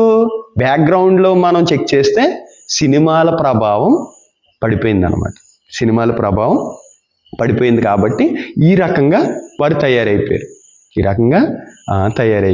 ఇంకా మనం కొన్ని విషయాలనే కనుక మనం చూస్తే సినిమాల వల్ల ఏదైనా ఉపయోగం ఉందా అనేది మనం చూస్తే ఏమైనా ఉపయోగం ఉందా? ధనము పోతుంది, సమయము పోతుంది. ఏదైతే ఎక్కించుకోకూడదో హృదయంలోనికి చూపుల ద్వారా ఎక్కించేసుకుంటాం, వినేటువంటి మాటల ద్వారా హృదయంలోనికి ఎక్కించేసుకుంటాం.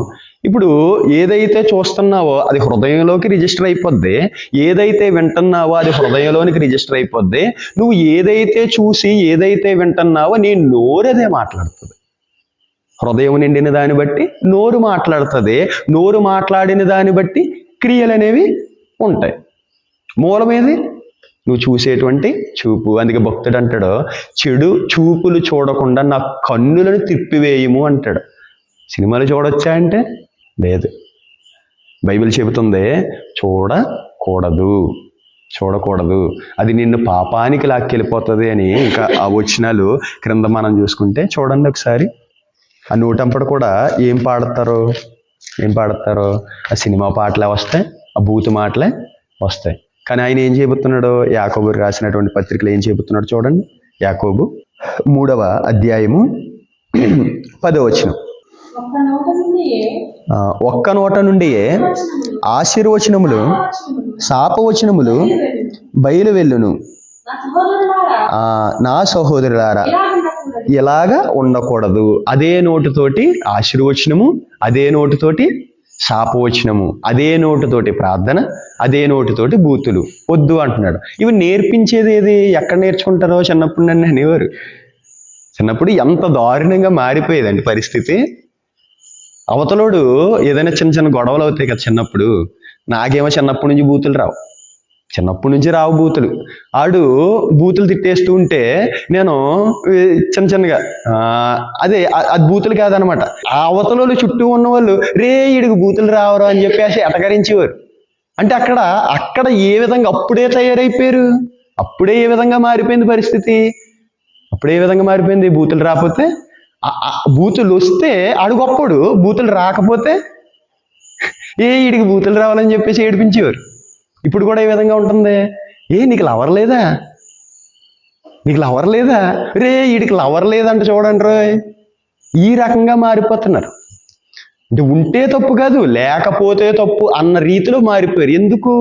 అలవాటైపోయింది. చూసి చూసి ఏమైపోయింది, అలవాటు పడిపోయారు అనమాట. మొత్తం అలవాటు పడిపోయారు. ఇంతకీ ఈ సినిమా అనేది మనం చెప్పుకున్నాం కదా, యోహాను సువార్త 8:44.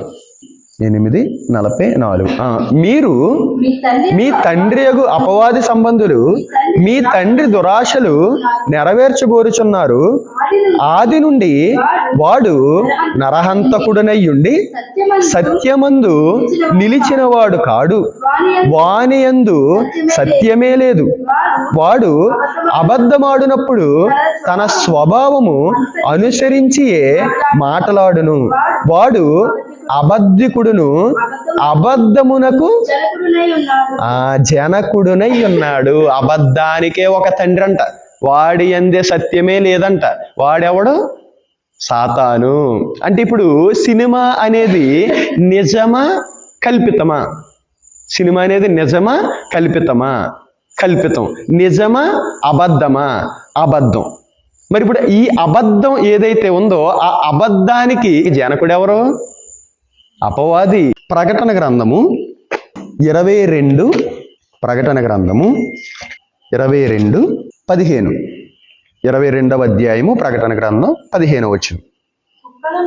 కుక్కలను, మాంత్రికులను, వ్యభిచారులను, నరహంతకులను, విగ్రహారాధకులను, అబద్ధమును ప్రేమించి జరిగించు ప్రతివాడును వెలుపటనుందురు. అబద్ధాన్ని ప్రేమించే ప్రతివాడు వెలుపటనుందురు. ఏ వెలుపట? పరలోకానికి వెలుపట. అంటే ఎక్కడ? నరకములో. ఇక్కడ ఏ విధంగా చెబుతున్నాడంటే సినిమా అనేది ఒక అబద్ధం. అబద్ధానికి జనకుడు ఎవరు? అపవాది. ఇప్పుడు ఎవరైతే అబద్ధాన్ని ప్రేమిస్తారో, ఎవరైతే అబద్ధాన్ని ప్రేమించి ఇష్టపడతారో వారు వెలుపట ఉంటారంట. వెలుపట. ఎక్కడికి వెలుపట? చూడండి, అబద్ధమును జరిగించిన ప్రతివాడును వెలుపట నుండును. అక్కడ సంఘం కోసం చెబుతూ, అంటే పరలోకానికి వెలుపట ఉంటాడు, అనగా నరకములో ఉంటాడు. చూసారా? చిన్నదే అనుకుంటాం మనం, అది ఎక్కడ దాకా దారి తీస్తుంది చూడండి. సినిమా చిన్నదే. సినిమా ఏదో సరదాగా చూస్తున్నాం, ఏదో టైంపాస్గా చూస్తున్నాం అని ఇప్పుడు దాకా చూసేసాం. కానీ దాని వలన ఎంత ప్రమాదాలు ఉన్నాయో చూడండి, ఎన్ని ఇబ్బందులు ఉన్నాయో చూడండి. సర్వనాశనం అయిపోతుంది. ఈ యొక్క మనుషులందరూ కూడా జ్ఞానం లేకుండా ఉంటున్నారంటే దాన్ని చూడటం వల్లే ఈ విధంగా మారిపోతున్నారు. ఈ చిన్నపిల్లలేనా ఇలాగ మారుతుంటా? చిన్నపిల్లలు మాత్రమే కాదు, పెద్దవాళ్ళు కూడా. ఇప్పుడు భార్య ఉన్నది, భర్త ఉన్నాడు, ఇద్దరు బాగానే ఉన్నారు. ఇంకొకరిని ఎందుకు ఈమె ఇష్టపడుతుంది? ఇతను ఎందుకు ఇంకొకరిని ఇష్టపడుతున్నాడు అంటే ఇక్కడ అర్థం ఏంటంటే, ఆ సినిమా చూస్తాడు, సినిమాలో మేకప్ వేసుకుంటారు కదా, మేకప్ వేసుకుంటుంది ఎవరో హీరోయిన్ మేకప్ వేసుకుంటే ఆ మేకప్ వేసుకున్నటువంటి అందాన్ని చూసి ఇంట్లో అందం నచ్చదు. లేదా వేరొక ఎవరైనా స్త్రీ ఉందనుకోండి, ఆమె కొంచెం అందంగా ఉందనుకోండి, ఇంట్లో ఉన్నటువంటి ఈ స్త్రీ నచ్చదు. అంటే ఇప్పుడు మెయిన్ ఎక్కడ జరుగుతుందంటే ఇప్పుడు వెళ్ళేటువంటి వ్యక్తి కూడా ఎవరిని చూడటానికి వెళ్తాడు సినిమాకి? హీరోయిన్ని చూద్దాం, ఒరే హీరోయిన్ రా, పలానా హీరోయిన్ రా అంటాడు యవనస్తుడు. పలానా హీరో మహేష్ బాబు అంట, ప్రభాస్ అంట, ఈమంటది. అదేంటది అంటే అందాన్ని చూడటానికి వెళ్తున్నాం అంటే దాన్ని ఏమంటున్నాడు యేసుక్రీస్తు ప్రభు? వ్యభిచారం చేస్తేనే వ్యభిచారం కాదు. ఒక స్త్రీని మోహపు చూపుతో చూస్తే, ఒక పురుషుడిని మోహపు చూపుతో చూస్తే అది వ్యభిచారం అని ఆయన చెబుతున్నాడు. ఇప్పుడు వీళ్ళు కూడా డ్రమ్ముల్లో ఎందుకు పెట్టేస్తున్నారు భార్యలని? డ్రమ్ముల్లో భర్తలను పెట్టేస్తున్నారు, కుక్కర్లోనేమో భార్యలను పెట్టేస్తున్నారు. ఎందుకు ఇది జరుగుతుంది? ఎందుకు ఇది జరుగుతుంది? అక్కడ మంచిగా చూస్తారనమాట. మంచిగా లిప్స్టిక్లతోటి మంచి మేకప్లతోటి చూసి ఇంట్లో భార్య నచ్చదు. మంచి మేకప్లతోటి మహేష్ బాబుని చూస్తారు, మంచి మేకప్లతోటి ప్రభాస్ని చూస్తారు. ఇంట్లో భర్త ఎలా కనబడతాడు? చెమటలతోటి కనపడతాడు. భార్య ఎలా కనబడుతుంది? మసి రాసుకుంటున్నట్టు వంటగదిలో పొగకు పట్టేసి ఇలా కనబడుతుంది. ఇక్కడికి ఏమవుతుంది? నచ్చదు. వేరొక అందం కోసం చూస్తాడు, వేరొక అందం కోసం ఈవిడ చూస్తుంది. ఇంట్లో పెంట అయిపోద్ది. దాని మూలం ఏంటి? నిజంగా సినిమా ఏం చెబుతుంది? అది హీరోయిన్ అని చెబుతుంది. కానీ బైబిల్ ఏం చెబుతుందో తెలుసా? ఇదిగో నీ కొరకు వారి తల్లిదండ్రులను విడిచిపెట్టి నీ కొరకు వచ్చినటువంటి నీ భార్య, నీ పిల్లల కొరకు తన అందాన్ని త్యాగం చేసినటువంటి నీ భార్య, నీ ఆలనా పాలన చూసేటువంటి భార్య, నీ మంచి కోరేటువంటి భార్య, ఆ భార్య హీరోయిన్ నీకు అవ్వాలి. నీ కొరకు చెమటని, రక్తాన్నే చెమటగా చిందించి మన పిల్లల కొరకు కష్టపడుతున్నానని ఎంతో కష్టపడుతూ వారి ఆలనా పాలన చూసుకుంటూ వారిని ఇబ్బందులు వస్తే ఏ ఇబ్బంది రాకుండా ఎదర ఒక కవచంగా నిలబడుతూ ఉన్నటువంటి భర్త ఎవరైతే ఉన్నారో ఆ భర్తే నీకు హీరో అని బైబిల్ చెబుతుంది. కానీ సినిమా ఏం చెబుతుంది? అదే అందం మోసకరం అని చెబుతుంది, సౌందర్యం వ్యర్థం అని చెబుతుంది బైబిల్. ఎంత వ్యత్యాసం ఉందో చూడండి, ఎంత వ్యత్యాసం ఉంది. సినిమా ఏమి నేర్పుతుంది? దేవుడేమో తగ్గించుకో, హెచ్చింపబడతావు అని చెబితే, మొన్న వచ్చిన సినిమా ఏమి నేర్పింది?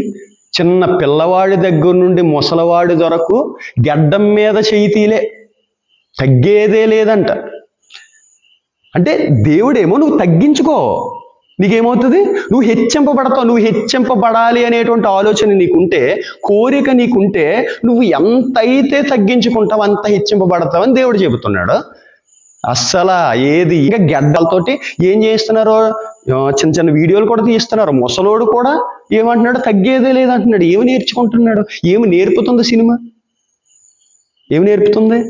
దేవునికి మెల్లమెల్లగా దూరం చేస్తుంది. అది మనిషికి కూడా అర్థం కావట్లే, మనిషికి కూడా అలవాటైపోయింది. మనలో ఈ జీవన విధానంలో ఒక పార్ట్గా మారిపోయింది. కానీ ఆ పార్టే దేవునికి నిన్ను దూరం చేసేస్తుంది. నీ సమయాన్ని, దేవుడిచ్చిన నీకు ఆ సమయాన్ని దొంగిలించేస్తుంది సినిమా. అర్థమవుతుందా? ఐ లవ్ అనుపమ అంటాడు స్టేటస్లో. ఇంకా పెళ్ళి ఎందుకు చేసుకున్నావురా? ఆ పెళ్లి చేసుకున్నటువంటి ఆ భార్యతో ఏ విధంగా పిల్లల్ని కన్నావు? ఐ లవ్ అనుపమ అంటే ఇంట్లో నీ భార్య నీకు నచ్చట్లే, అనుపమ నచ్చుతుంది. I love Mahesh Babu, I love Prabhas. ఇంట్లో ఉన్నటువంటి భర్త, నీకు అన్నం పెట్టేటువంటి భర్త నచ్చట్లే. లోకానికి ఎంతైతే మనం దూరంగా ఉంటామో దేవుడికి అంత దగ్గరగా ఉంటాం. లోకానికి ఎంతైతే దగ్గరగా అవటానికి చూస్తామో దేవుడికి అంత దూరం అయిపోతాం. దేవుడికి దూరం అయిపోవటం అంటే పరలోకానికి దూరం అయిపోవటం. లోకానికి దగ్గర అవటం అంటే నరకానికి దగ్గర అవటం. అర్థమవుతుందా? అర్థమవుతుందా? మరి మంచి సినిమాలు ఉన్నాయి కదా, మరి మంచి సినిమాలు కూడా చూడకూడదా? కొంతమంది ఇంకొకటి ఎలా అంటే, ఇంకొకటి చెప్పేటువంటి విషయం ఏంటంటే, నేను ఆ సినిమాలో చెడుని తీసుకోను, ఆ సినిమాలో మంచిగా తీసుకుంటా. ఆ సినిమాలో నేను చెడ్డని తీసుకోను, మంచిని తీసుకుంటా. ఇది ఎలా ఉందంటే, డ్రైనేజ్లో భోజనం పడిపోతే నేను డ్రైనేజ్లో ఆ చెత్తను తీసుకోను, భోజనాన్ని తీసుకుంటాను అన్నట్టు ఉంది. డ్రైనేజ్లో మల్లెపూలు పడిపోతే ఆ మల్లెపూలు మాత్రమే తీసుకుంటున్నాను, డ్రైనేజ్లో నేను ఏం చేయట్లేదు అన్నట్టు ఉంది. ఇప్పుడు ఒక బిర్యానీ ప్యాకెట్ ఉంది, డ్రైనేజ్లో పడిపోయింది, ఏ పొట్లమో లేదు, ప్లేట్లో పెట్టి ఉంది, డ్రైనేజ్లో పడిపోయింది. ఇప్పుడు ఆ మెతుకుల్ని నేను తీసుకుంటానంటే ఆ మెతుకులతో పాటు ఎంత చెత్త వచ్చేస్తుంది, ఎంత చెత్త. ఒకవేళ అదే కనుక తినేస్తే ఆ మెతుకులతో పాటు ఎంత చెత్తను లోపల వేసేసుకుంటున్నావు. అర్థమవుతుందా? ఎంత వేసేసుకుంటున్నావు? ఇప్పుడు మంచినే తీసుకుంటానని నువ్వు చెప్పావు కదా, ఆ మంచితో పాటు ఎంత చెడు వెళ్ళిపోతుంది. డబల్ మీనింగ్ డైలాగులు లేకుండా సినిమా ఉండట్లేదు. ఒకప్పుడైతే వేరు, ఏదో ఒక నీతి ఉండేది. కానీ ఇప్పుడు సినిమాల్లో అన్నీ బూతులే, నీతులు లేవు, అంతా బూతు. చక్కగా వస్త్రాలు వేసుకుని ఆనాటి కాలంలో యాక్టింగ్ చేసేవారు. ఇప్పుడు సగం సగమే కదా అన్నీని, బట్టలు సగం సగమే, అన్నీ సగం సగమే. మరి అటువంటిప్పుడు మంచిని తీసుకుంటానని ఎంత చెత్తను పోగేసేసుకుంటున్నావు హృదయంలో. మంచిని వింటాను అని చెప్పి ఎంత బూతు మాటలని, ఆ సరసోక్తులని, డబల్ మీనింగ్ డైలాగులని, జబర్దస్త్ అంటే దాని అంత దరిద్రం ఏది ఉండదు. ఆ దరిద్రాన్ని చూస్తూ కిలకిలా నవ్వేస్తారు ఏంటో అర్థం కాదు. ఇక్కడ భార్యాభర్తల బంధమేమో ఏ విధంగా చెబుతున్నాడు దేవుడు, అది ఏ విధంగా ఉండాలి, ఒక క్రీస్తు సంఘాన్ని ఏ విధంగా ప్రేమించాడో ఆ విధంగా ప్రేమించాలి నువ్వు నీ భార్యని అని చెబుతున్నాడు. సంఘం ఏ విధంగా క్రీస్తుకు లోబడిందో అలాగ లోబడాలి భార్యగా ఉన్న నువ్వు అని ఇక్కడ చెబుతుంటే, అక్కడ జబర్దస్తులు ఏం చెబుతాడు తెలుసా? ఏం చెబుతాడు? ప్రతిసారి కూడా ఇటు భార్య ఉంటుంది, ఆ తర్వాత పక్కింటి ఆవిడికి లైన్ వేస్తాడు, మధ్యలో ఆళ్ళ భర్త వచ్చి ఈయన అంటాడు, మధ్యలో ఇదంతా కూడా ఒక కామెడీ. ఒక స్త్రీని తిట్టడం, స్త్రీని మీద వేరే విధంగా మాట్లాడటం, ఆ పక్కింటోడి భార్య మీద డైలాగులు వేయటం. అసలు ఏంటిది? జబర్దస్త్ ఇదే కదా ఉంటా, ఈ చెత్తే కదా, ఈ దరిద్రమే కదా ఉంటా. మరి ఆ దరిద్రాన్ని అంతా చూస్తుంటే ఇప్పుడు క్రిస్టియన్స్ కూడా పెద్దవాళ్ళు ఏంటి, యవ్వనస్తులు ఏంటి, ఈ జబర్దస్త్ మానట్లేదు, సినిమాలు మానట్లేదు, ఇంకా ఈ బిగ్ బాస్ షోలు మానట్లేదు. ఇదంతా కూడా ఏంటి? లోకమాలిన్యమే కదా. ఈ మాలిన్యాన్ని అంత ఎక్కించేసుకుంటే ఇంకేంటి? మంచి తీసుకుంటానంటే ఏం మంచి ఉంది అందులో? నువ్వు తీసుకునే అంత మంచి ఏముంది? మొన్న ఒక మంచి సినిమా వచ్చింది అనుకోండి, జై భీమ్, అటు ఆ సినిమా కొంచెం మంచి ఉంది అనుకోవచ్చు, ఏ అశ్లీలత లేదు అందులో. ఇప్పుడు ఒక హీరో అంటే ఏం చేయాలి? 100 మందిని నరకడం కాదు, 100 మందిని కాపాడాలి, 100 మంది ప్రాణాలు తీయటం కాదు. అసలైన హీరో ఎవరు? 100 మందిని ప్రాణం తీసేవాడు కాదు, సర్వమానవ పాప పరిహారార్థం వచ్చి బలైపోయాడు చూసారా, ఆయన నిజమైన హీరో. నీ తల్లిదండ్రులు నిజమైన, నీ తండ్రి నిజమైన హీరో, నీ సేవకుడు నిజమైన హీరో. వీళ్ళందరూ ఒక మార్గాన్ని, మంచి మార్గాన్ని చూపిస్తున్నారు నీకు. చెత్తను చూపించేవాడు హీరో కాదు, చెత్తను చూపించేవాడు ఎవడో హీరో కాదు. ఇప్పుడు కొన్ని యాడ్లు ఉంటాయి, కొన్ని యాడ్లు మనం చూశాను. థమ్సప్ తాగండి, శిఖరాన్ని తాకండి, దిల్లుంటే డ్యూ తాగు అంటారు. ఎవరో? నువ్వు ఎవరైతే హీరో అంటున్నావో వాళ్ళు. అడు ఇలా తాగుతున్నాడు కదా, తాగుతున్న వెంటనే మరలా వీడియో తీసేస్తున్నారు, తాగింది పక్కన ఊసేస్తున్నాడు. ఆడి తాగడది, ఆడి పిల్లలకు పట్టించడం, కానీ నిన్ను మాత్రం ఏం చేస్తున్నాడు? నువ్వు అది తాగు అని ఎంకరేజ్ చేస్తున్నాడు. నువ్వు తాగి నాశనం అయిపో, నేను నా పిల్లలు బాగానే ఉంటున్నావు. ఒక బర్గర్ ఉంది, ఆ బర్గర్ తింటుంది ఒక హీరోయిన్, బర్గర్ తింటూ చాలా మంచిది అంటుంది, ఆ నోట్లోది పక్కన ఊసేస్తుంది. ఆ బర్గర్ కూడా తింటలేదు. అలా పిల్లలకు పెడుతుందా? ఒకవేళ పిల్లలు పుడితే పిల్లలకే పెట్టదు. నీ మంచి కోరేవాడు నీకు హీరో, కానీ నీ చెడు కోరేవాడు నీకు హీరో ఏంటి? ఇదేమీ కనపడదు మనకి. ఇదేది కూడా వెనకాల బ్యాక్గ్రౌండ్లో జరుగుతుంది కదా, ఈ బ్యాక్గ్రౌండ్లో జరిగేది ఏది మనకు కనబడదు, కంటికి కనిపించేదే నమ్మేస్తాం మనం. ఒక హీరో ఏమి నేర్పించాలి? సిగరెట్ ఎలా స్టైల్గా కాల్చాలో నేర్పించాడు అనమాట. రెబల్ సినిమాలో అది స్టైల్గా సిగరెట్ కాల్చుకుంటా వస్తే ఎన్ని సిగరెట్ పెట్లు ముడిపోయాయంట. ఆ సినిమా తర్వాత సిగరెట్ అమ్మకం పెరిగిపోయిందంట. ఇలా జోబులో చేతులు పెట్టుకుని బ్లాక్ డ్రెస్ వేసుకుని సిగరెట్ కాల్చుకుంటూ మంచి దర్జాగా వెళ్తూ ఉంటే వెనకాల నుంచి వీళ్ళందరూ వచ్చేసి వాళ్ళని చంపేస్తూ ఉంటారు. వాడు పెద్ద హీరో అనమాట.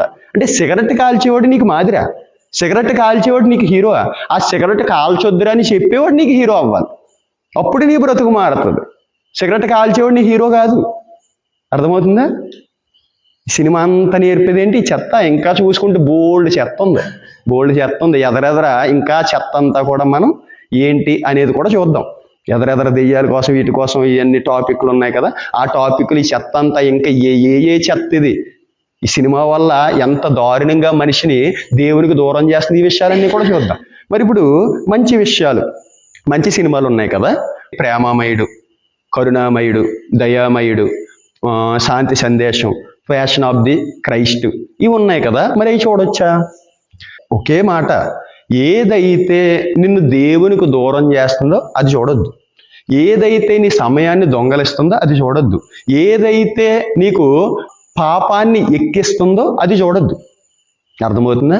ఇప్పుడు శాంతి సందేశం సినిమా ఉంది, మనం బైబిల్ అంతా కూడా చదవకపోయినా ఒక సినిమా చూస్తే మనకు అర్థమైపోద్ది. ఇంకా చెప్పాలంటే మనిషికి వినేదానికంటే చదివేదానికంటే చూసేది బాగా ఎక్కువగా గుర్తుంటుంది. ఇప్పుడు కొన్ని సిరీస్లు కూడా వస్తున్నాయి బైబిల్ మీద, కొన్ని సిరీస్లు కూడా వస్తున్నాయి. ఇప్పుడు ఫ్యాషన్ ఆఫ్ ది క్రైస్ట్ ఉంది కదా మూవీ, అది దానివల్ల ఎంత అది ఆత్మీయంగా ఉంటుంది అనమాట, లోకానుసారమైంది కాదు. ఫ్యాషన్ ఆఫ్ ది క్రైస్ట్ లోకానుసారమైందంటే చూడొద్దు, కానీ అదేంటి? దైవ సంబంధమైనది. చూసేటువంటి విజువల్ని బట్టి. ఇంకా చెప్పాలంటే ఆ సినిమాని చూసి రచయితలు ఏం చేస్తారో తెలుసా? రచయితలు అంటే క్రైస్తవ పాటలు పాడేటువంటి రచయితలు ఆ సినిమాని చూసిన తర్వాత పాటలు రాసిన వాళ్ళు చాలా మంది ఉన్నారు, ఇంటర్వ్యూలు కూడా ఉన్నాయి. ఆ సినిమాని చూసి నేను పాట రాశానని, అంటే ఆ ఫీల్ అనేది వస్తుంది, అప్పుడు ఆ భావాలు అనేవి వస్తాయి, కొన్ని ఆలోచనలు అనేవి పుడతాయి. ఆయన బాధ ఎంత బాధపడ్డాడో చూస్తే అప్పుడు ఆ బాధని వర్ణనాతీతంగా రాశారన్నమాట చాలా మంది. ఆ పాటలు విని మారిన వాళ్ళు చాలా మంది ఉన్నారు.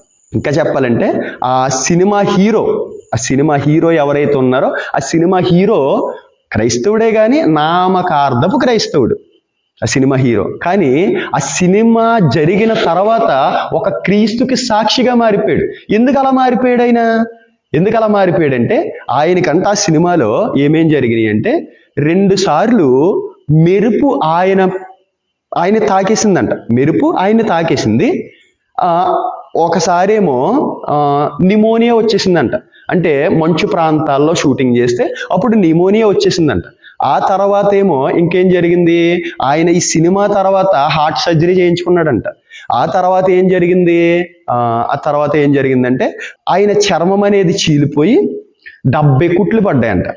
ఈ విషయాలన్నీ ఒకసారి మనం ఆలోచన చేస్తే షూటింగ్ టైంలో షూటింగ్ చేస్తూ ఉన్నటువంటి టైంలో ఆ షూటింగ్లో మెరుపు తాకిందంట. యాక్చువల్లీ మెరుపు తాకితే ఏమైపోవాలి, చచ్చిపోవాలి. కానీ దేవుని కృప వల్ల ఈయన బతికాడంట. ఎందుకంటే ఆయన ఇంటర్వ్యూలో ఆయన చెబుతూ ఈ సినిమా మీద మీ ఫీలింగ్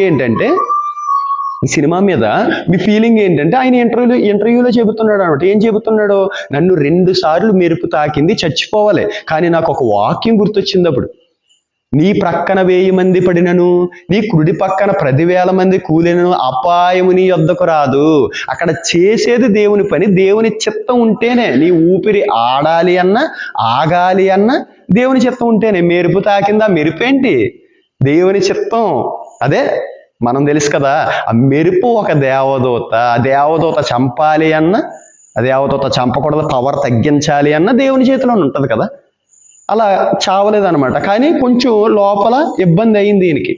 ఆ తర్వాత మంచు ప్రదేశాల్లో చేస్తే 0 డిగ్రీ సెంటిగ్రేడ్లో కూడా వాళ్ళు కొన్ని షూటింగ్లు తీశారంట. ఇటలీ ప్రాంతంలో షూటింగ్ చేసేటువంటి టైంలో ఏం జరిగిందంటే అక్కడ ఒక కొండ మీద వెళ్ళి షూటింగ్ చేయాలన్నమాట.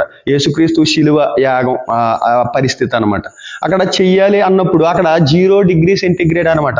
చర్మం అనేది, కండరాలు అనేది గడ్డ కట్టిపోయి నిమోనియా కూడా వచ్చేసింది. దాన్ని బట్టి సినిమా తర్వాత ఏం జరిగింది, ఆల్రెడీ ఆయనకి కొంచెం హార్ట్ ఇబ్బంది ఉంది.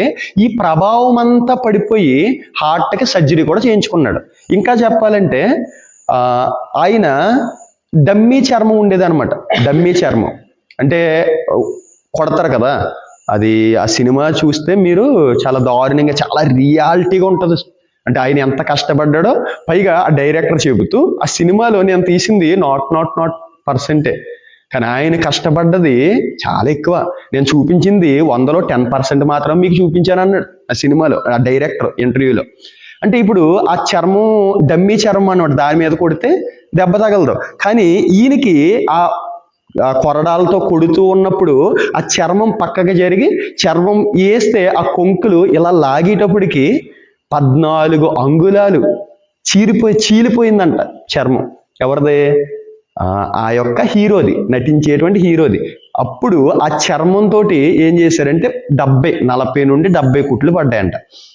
ఇవన్నిటి ప్రభావం హార్ట్కి తర్వాత సర్జరీ చేయించుకున్నాడు ఆయన. ఇదంతా కూడా ఆయన ఇంటర్వ్యూలో చెప్పాడు. ఇప్పుడు ఈ విషయం మీకు ఎందుకు చెబుతున్నానంటే ఆ తర్వాత ఆయన ఏ విధంగా మారిపోయాడంటే, అంటే నా కొరకు నన్ను రక్షించడానికి ఆయన ఇంతగా శ్రమ పడ్డాడా. ఆ డైరెక్టర్ని అడుగుతున్నాడంట, నిజంగా యేసు ఇంత శ్రమ పడ్డాడా, నిజంగా ఇంత ఇబ్బంది పడ్డాడా, ఇంత ఆ బాధను అనుభవించాడంటే నేను చూపించింది 10%, ఆయన ఇంకా 90% ఇంకా ఉంది అని చెప్పిన వెంటనే నా కొరకు నా క్రీస్తు ఇంతగా కష్టపడితే ఆయన కొరకు నేను ఒక సాక్షిగా మారిపోవాలని అప్పటి నుండి బహిరంగంగా క్రీస్తుని ప్రకటించడం మొదలుపెట్టాడే.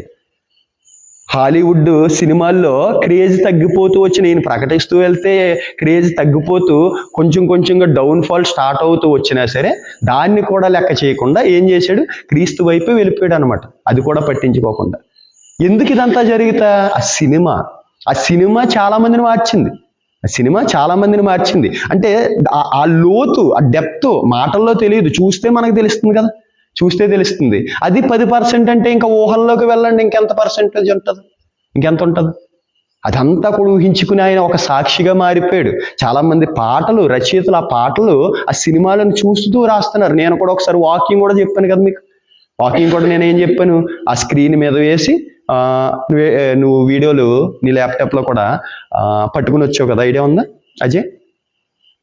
నువ్వు నీ ల్యాప్టాప్లో ఫ్యాషన్ ఆఫ్ ది క్రైస్ట్ ఆ షార్ట్స్ పట్టుకుని వచ్చావు, ఆ తర్వాత గోడతిప్పలో ఆ తెర మీద వేసిన తర్వాత దాన్ని చూపిస్తూ వాక్యం ఎక్స్ప్లెయిన్ చేస్తే నిజంగా చాలా అందరూ కూడా చాలా కొంచెం ఫీల్ అయ్యారనమాట. ఫీల్ అయ్యి చాలామంది చాలా చక్కగా వాక్యం చెప్పావు, కొంచెం అర్థమైంది, ఆయన బాధ ఏంటో మాకు అర్థమైంది, ఈ విధంగా కొంతమంది మాట్లాడారు. సుమారు 2-3 సంవత్సరాలు అయిపోద్ది అనుకుంటా ఇది జరిగి. అంటే నువ్వు చూసే దాంట్లో దేవునికి అంగీకారంగా ఉందా, ఇది చూడండి. దేవునికి అంగీకారంగా ఉందా, అది పాపాన్ని పెంచేదిగా ఉందా, క్రూరత్వాన్ని పెంచేదిగా ఉందా, ఈ విషయాలు చూడండి. సినిమా చూడొద్దా అంటే అది మంచిదైతే చూడండి. ఇప్పుడు తీసేటువంటి పనికిమాలిన చెత్తే. కానీ దేవుని ఈ సినిమాలు శాంతి సందేశం ఇవి చూడొచ్చా? ఒకవేళ బైబిల్కి సంబంధించిన వెబ్ సిరీస్ తీస్తున్నారు, అది చూడొచ్చా అంటే బ్రహ్మాండంగా చూడొచ్చు. ఎందుకంటే ఇంకా అది చూస్తూ ఉంటే ఇంకా డెప్త్ మీకు తెలుస్తుంది, ఆ భావం మీరు అర్థం చేసుకుని ఇంకా దేవునిలో ఎదగగలరు. ఓకేనా? మరి ఇప్పుడు సినిమాలు చూడొచ్చా, చూడకూడదా? లోకానుసారమైనటువంటి సినిమాలు దేవుని వాక్యం చెబుతుంది చూడొద్దు. ఈ సమయాన్ని దుర్వినియోగం చేసుకోవద్దు. నువ్వు అజ్ఞానిగా ఉండొద్దు, జ్ఞానిగా నువ్వు ఉండు. సత్యమును గూర్చినటువంటి అనుభవ జ్ఞానమే సంపాదించుకో. నీ ఆనందం అనేది ప్రభువులో వెతుక్కో. వ్యర్థమైనది చూడకుండా నీ కంటిని త్రిప్పేసుకో.